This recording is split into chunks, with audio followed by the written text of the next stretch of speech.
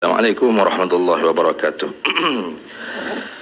Jadi daripada hasil kesimpulan semua sekali perbahasan kita daripada pagi sampai hari ini, sampai saat ini, apa yang dapat saya buat sesi penutupnya ialah, satu, saya belum dapat satu bukti yang kukuh, yang jelas, yang soreh bahasanya ada ulama Asy'ariyah yang melarang orang awam berkata jangan kata Allah mendengar dan melihat sekarang ni, kerana itu membawa kepada perubahan di zat Allah Subhanahu Wa Taala. Sampai sekarang saya tidak dapat buktinya. Hanya sebatas kefahaman Ustaz Salman terhadap apa yang dibentang tadi, dan kefahaman tersebut sebenarnya tidak tepat dengan apa yang difahami oleh orang-orang yang mengikut madrasah Asy'ariyah. Kerana amrun i'tibari ini perkara yang dikira-kira pada fikiran akal ni, bukanlah perkara tersebut semestinya ma'dum. Kerana perkara amrun i'tibari ada ikhtira'i dan ada intiza'i. Kalau ikhtira'i itu barulah termasuk daripada perkara yang benar-benar reka semata-mata.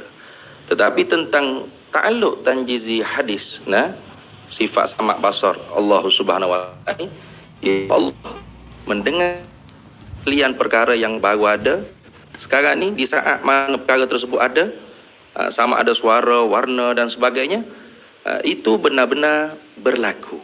Al-mutajaddidu ada. Itu makna di situ. Boleh tengok dalam kitab Kifayatul Awam, Hasyiah Tahqiqul Maqam. Bukan hadis dengan makna hadis hakikatan, tapi mutajaddidu ba'da berlaku kemudian daripada tidak berlaku. Faham daripada situlah amrun iktibariyah di situ ialah amrun iktibariyah intizaiyah.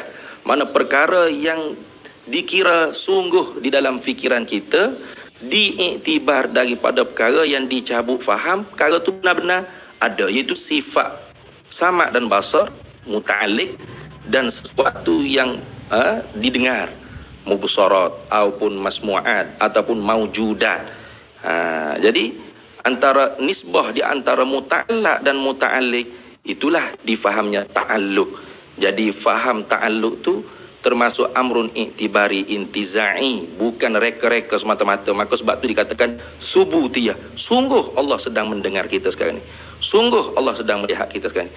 Jadi kalau Asy'ariyah kata tak sungguh Allah Ta'ala mendengar kita sekarang, dan bahkan larang pula orang lain jangan kata Allah Ta'ala mendengar sekarang ni, sampai sekarang tidak ada satu bukti. Hanya yang difahami saja oleh Ustaz Salman Ali. Jadi apa yang difahami oleh Ustaz Salman Ali itu bukan semestinya itu yang difahami, bukan mesti itu.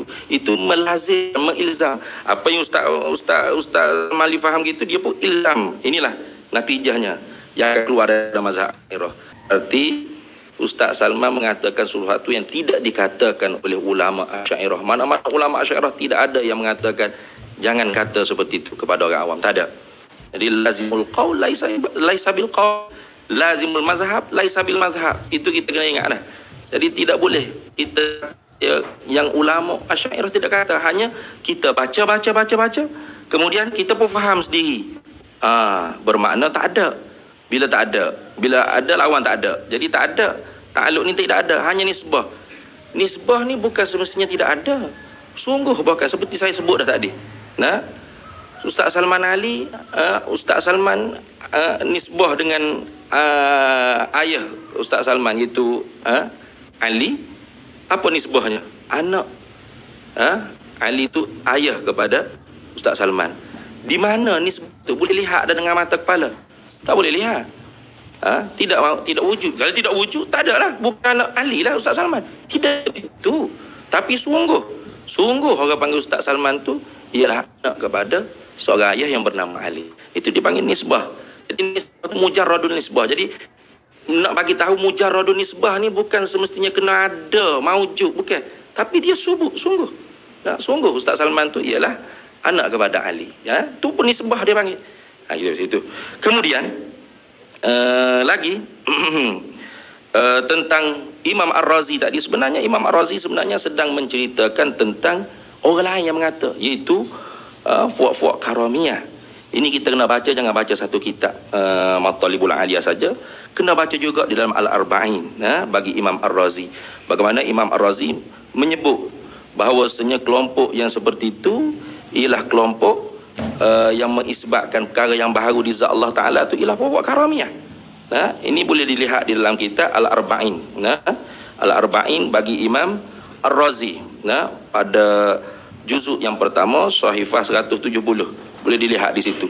Idza arafta hadza fanaqulu amma wuqu'ut taghayyur fil idafat fala khalasa anhu wa amma wuqu'ut taghayyur fis sifatil haqiqiyah fal karamiyatu ya yusbitunahu. Karamiyah yang yusbituna, yang mengisbatkan berubah taghayyur fis sifatil haqiqiyah. Itu sepatutnya kita kena baca bahawasanya Imam Ar-Razi sedang membawa perbincangan tentang nak merakkan puak-puak karamiyah. Kemudian lagi-lagi mengaitkan dengan Asy'ariyah tu ialah falsafah berkiblatkan Aristotle dan sebagainya.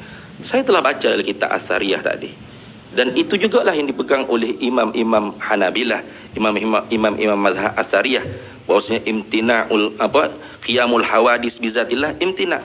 Takkan kita nak kata Athariyah pun ambil daripada Aristotle dan sebagainya. Dan apa yang dikatakan daripada Aristotle itu, kadang-kadang orang Asy'ariyah pun tak tahu pun daripada Aristotle, hanya belajar daripada dalil Quran dan hadis. Contoh, di mana Allah Ta'ala menyuruh kita gunakan akal.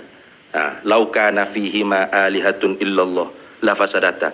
Itu cara Allah Ta'ala ajar kita supaya gunakan akal. Kalau ada lagi Tuhan selain daripada Allah yang menjadikan langit bumi ini, bagaimana natijahnya? Jadi apabila dilihat daripada falsafah adanya ilmu mantik, maka disuci yang dibersihkan daripada kalam kufriyat, maka kaedah berfikir itu saja yang diambil. Itu pun untuk melawan kembali falasifah.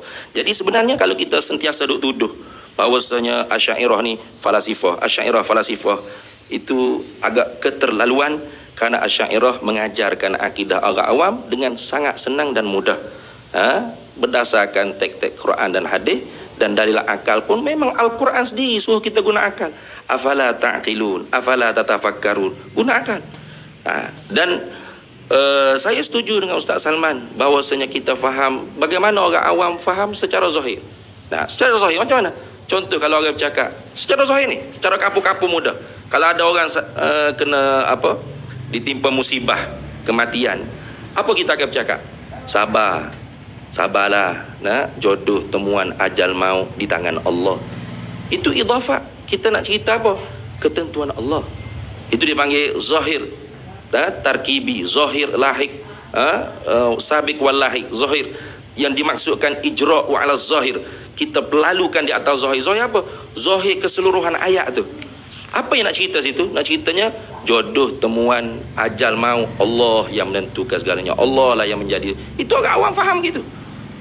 Tidak ada satu pun orang awam apabila berlaku kematian ke apa semua, sabarlah, Allah ada tangan. Tak ada gitu. Tidak ada orang awam cakap gitu. Al-Quran pun gitu. Yabtaru awajhillah wa yabqa wajhu rabbika dzul jalali wal ikram. Semua tu ialah semata-mata idafah, dan idafah tidak semestinya menjadikan itu adalah sifat zat. Jadi kenapa kita kata kenapa pula Asy'ariyah, tadi saya sebut dah, kenapa Asy'ariyah boleh isbat sama' basar tanpa mengetahui kunhi hakikati? Karena sama' basar di kita pun kita tidak tahu apakah ainnya, hakikatnya. Dan pada tiap-tiap takrif pun semua takrif bil rasmi, bukan takrif bil haddi. Berlainan dengan tangan, kaki, muka. Ini ada boleh lihat al-makna al-mutabadir minhu. Bila sebut tangan, makna yang disegera faham ialah jirim. Maka sebab tu ulama Asy'ariyah tidak mengisbatkan zahir lughawi, tapi mengisbatkan sifatun min sifatillah. Tangan tu apa? Satu sifat daripada sifat Allah. Apa makna sifat tangan? Allah lah yang maha mengetahui apa hakikat sifat tangan. Allah lah yang maha mengetahui apa sifat pendengaran, penglihatan, perkata, pekuasa dan penentu dan sebagainya. Sama seperti itu juga. Tidak ada siapa yang mengetahui hakikat zat Allah dan hakikat sifat Allah, hanya Allah mengetahui. Jadi untuk yang terakhirnya, Asy'ariyah tidak ada yang melarang orang awam mengatakan Allah maha mendengar dan melihat, dan bagi saya itu satu lazim di atas mazhab Asy'ariyah. Terima kasih. Assalamualaikum warahmatullahi wabarakatuh. Terima kasih kepada Al-Fadhil Ustaz Ahmad Faiz.